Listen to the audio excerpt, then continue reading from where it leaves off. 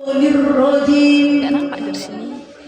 Bismillahirrahmanirrahim. Assalamualaikum warahmatullahi wabarakatuh. Waalaikumsalam warahmatullahi wabarakatuh.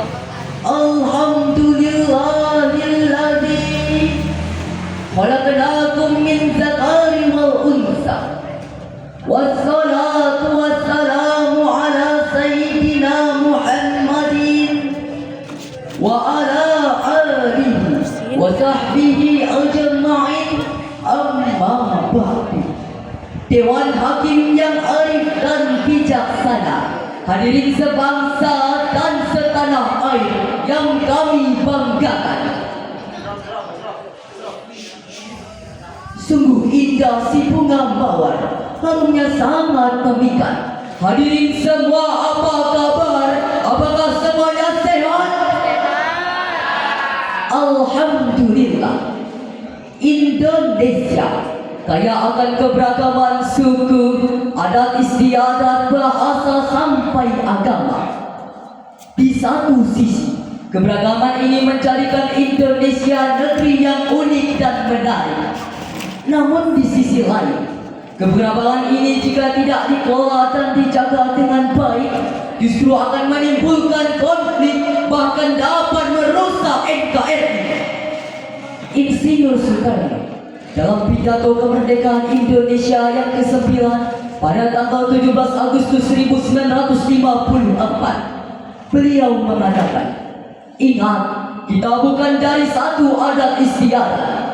Ingat, kita bukan dari satu agama. Bhinneka Tunggal Ika, berbeda-beda tapi tetap satu." Namun sayang hadirin, konflik yang begitu luar biasa terjadi di negeri Indonesia. Pada tanggal 20 Juli 2016, 11 vihara dan 2 yayasan dirusak oleh amukan massa di warga di Tanjung Balai. Karena sebagian umat Islam di sana merasa tersindir setelah mendengar pemeluk agama Buddha merasa mengeluh atas kerasnya suara azan di masjid. Dalam mencermati hal ini, terpanggillah hati kami untuk menyampaikan syarahan Al-Quran dengan judul "Merawat Kerukunan Umat Beragama dalam Bingkai Kebinekaan",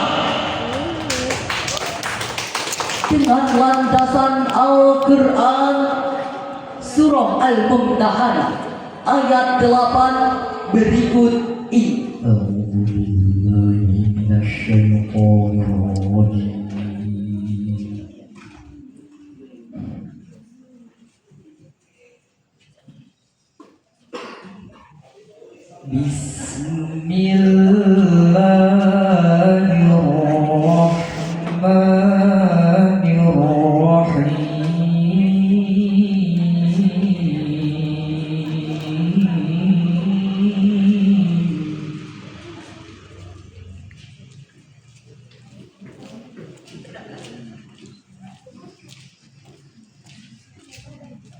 لا ينهاكم الله عن الذين لم يقاتلوكم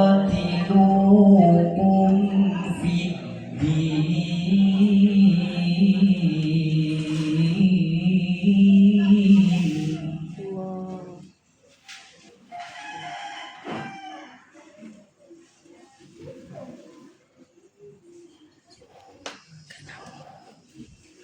ولم يخرجوكم من دياركم أن تبروهم وتقسطوا إليهم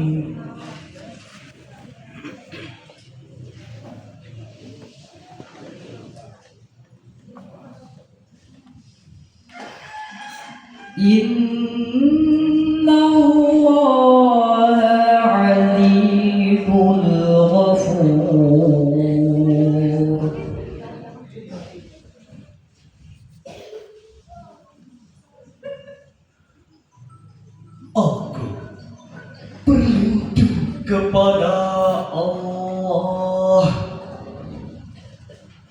dari godaan setan yang terkutuk.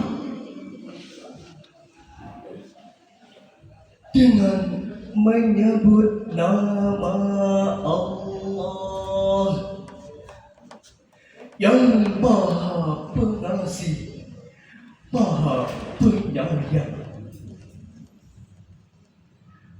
Allah tidak melarang kamu berbuat baik dan berlaku adil terhadap orang-orang yang tidak memerangi kamu dalam urusan agama dan tidak mengusir kamu dari kampung halamanmu. Sesungguhnya Allah mencintai orang-orang yang berlaku adil. Masyarakat muslimin rahimakumullah. Imam Syamsuddin Al-Qurtubi dalam kitabnya Jami'ul lil Akhabil Quran mengutip beberapa pendapat ulama terkait turunnya sejarah ayat ini. Suatu saat Qatilah mendatangi anak putrinya Sayyidah Asma binti Abu Bakar. Qatilah adalah mantan istri Abu Bakar yang sudah lama ditalak sejak zaman jahiliyah.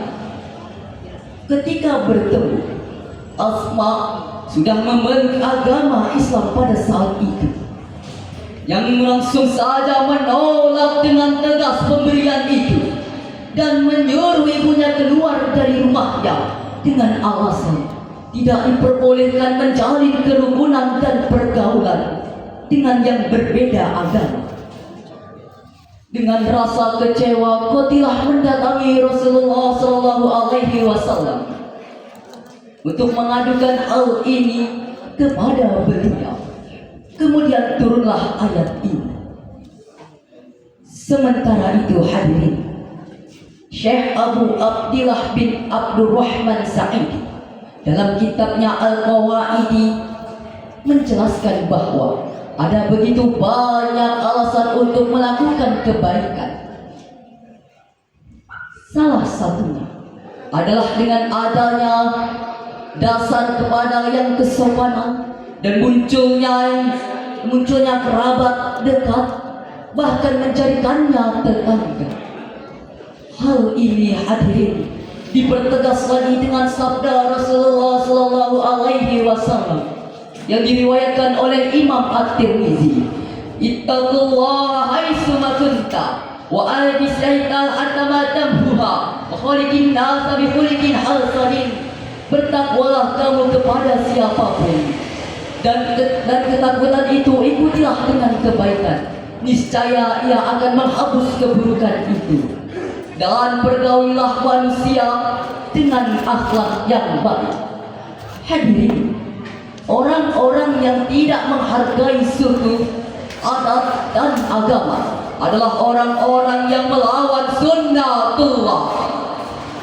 Keberagaman adalah sebagian dari kuasa Allah, sebagaimana dalam Quran surah Al-Hujurat ayat 13 berikut ini. Ya ayyuhan nasu inna khalaqnakum min dzakarin wa untha.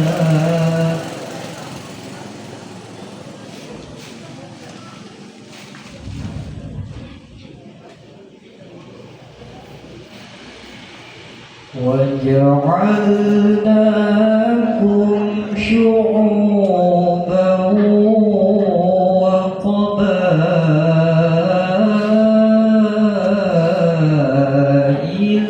لِتَعَارَفُوا.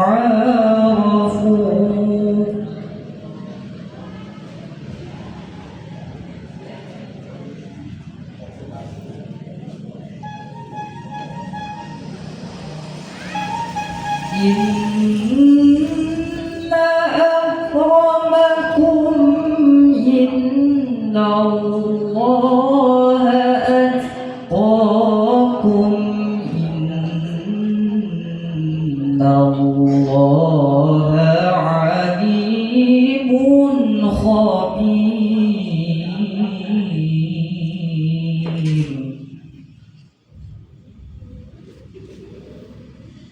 إن الله عليم خبير صدق الله العظيم. Wahai manusia, sesungguhnya kami telah menciptakan kamu dari seorang laki-laki dan seorang perempuan. Kemudian kami menjadikan kamu berbangsa-bangsa dan bersuku-suku agar kamu saling mengenal. Sesungguhnya yang paling mulia di antara kamu di sisi Allah adalah orang yang paling bertakwa. Sesungguhnya Allah Maha mengetahui lagi Maha teliti. Maha benar Allah yang Maha Agung dengan segala firman-Nya. Dewan Hakim yang mulia, hadirin yang berbahagia, Abu Bakar Al-Ghazali dalam kitab tafsirnya Al-Kalimil Ayyanil Kabir jilid 3 halaman 144 menjelaskan, Innal khalaqnakum min zakari wal unsa wa ja'alnakum min zakaitin syaiba, menunjukkan bahwa walaupun kita berbeda-beda, tapi kita berasal dari bapa dan ibu yang sama, yakni Adam dan Hawa. Sedangkan hadirin, dalam tafsir Sa'adi yang dikaryakan oleh Abu Ubaidah bin Tafsir Sa'adi menjelaskan bahwa Allah menunjukkan bahwa ayat ini sebagai tujuan turunnya Adam dan Hawa ke dalam bumi ini. Dalam ayat tersebut terdapat kata lita'arufu. Menurut Profesor Dr. Muhammad Roy Shihab dalam tafsirnya Al-Misbah, maksudnya adalah agar kita lebih mengenal dan lebih memahami, menebarkan kasih cinta tanpa kasih cinta, serta sayang tanpa pandang kasih. Dari syarahan tadi dapatlah kami mengambil kesimpulan bahwa pertama, wujudnya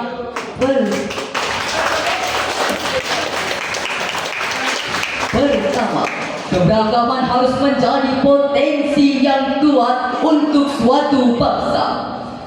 Jangan sampai potensi itu malah menghancurkan negara, karena kita punya prinsip Bhinneka Tunggal Ika. Dan yang kedua, kita harus saling menghargai dan saling mengasihi walaupun kita berbeda-beda. Serta yang ketiga, perbedaan adalah sunnatullah yang tidak bisa kita ubah. Oleh karenanya kita dituntut untuk menghargai perbedaan-perbedaan itu. Demikianlah hadirin syarahan yang dapat kami sampaikan. Akhirnya wabillahi taufiq wal hidayah. Wassalamu alaikum warahmatullahi wabarakatuh. Tepuk tangan untuk tim 2 kali 4